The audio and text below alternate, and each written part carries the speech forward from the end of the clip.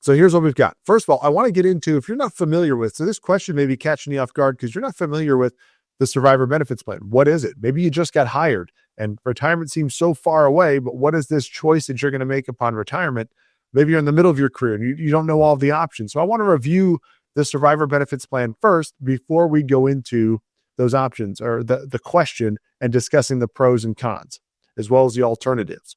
So first of all, it's a way to continue or allow your spouse to continue a portion of your pension in the event that you die first. Okay, so this is for the retiree. When you fill out your retirement paperwork, they're going to ask you which retirement survivor benefit option did you want to choose, and you essentially have three options. If you're a FERS employee, now if you're CSRS, I'm going to mention this, that you have almost an unlimited amount of options, but when it comes to FERS employees, you have three options. You can leave the maximum to your spouse, you can leave a partial, or you can leave nothing. It's important to note that in either system, CSRS or FERS, if you're going to leave anything other than the maximum to your spouse, they have to sign off on it. There's a spousal consent form that they have to sign.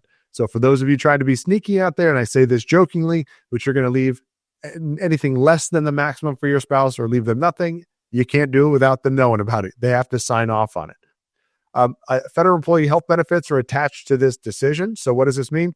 If you want your spouse to be able to continue your health insurance in the event that you died first in retirement, then you need to at least elect a minimal survivor benefit.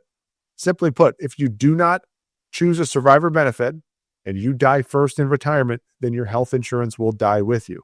While you're alive, no matter what you choose, you both will enjoy your health benefits, but with no survivor benefits chosen, no continuation of the health insurance for your spouse if you die first. It's essentially a permanent choice, and it is mostly for a spouse. I did an episode on other than spouse folks, right? Folks that have insurable interest, they can get a survivor benefit. I'd highly recommend you go check out that episode. But when it comes to this benefit, it is mostly a spouse and it is essentially a permanent choice. I'm going to get into that as we go. Okay, so there's two options that you have, right? You can choose no survivor benefits. What does that mean? You keep your full pension because there's a cost involved with this, right? The government's not going to give your spouse something for nothing. There's no death benefit if you choose nothing. So there's no continuation, and there's no continuation of the health insurance. If you choose, yes, I want a survivor benefit, well, your pension will be reduced. You can keep the health benefits, and there is a death benefit that's given to your spouse. How does that death benefit work with the survivor benefits plan? It is a monthly taxable benefit that they will get for the rest of their life, right? There's no guarantee in how much they're going to receive, but no matter which choice you select, whether it's a minimal benefit, a partial benefit, or the maximum benefit, this is a monthly taxable benefit that they will get for the rest of their life. So how does the survivor benefit work out the best? Well, if you retire, you pass away right away and your spouse lives forever. You paid the minimal amount into the plan, they get the maximum benefit.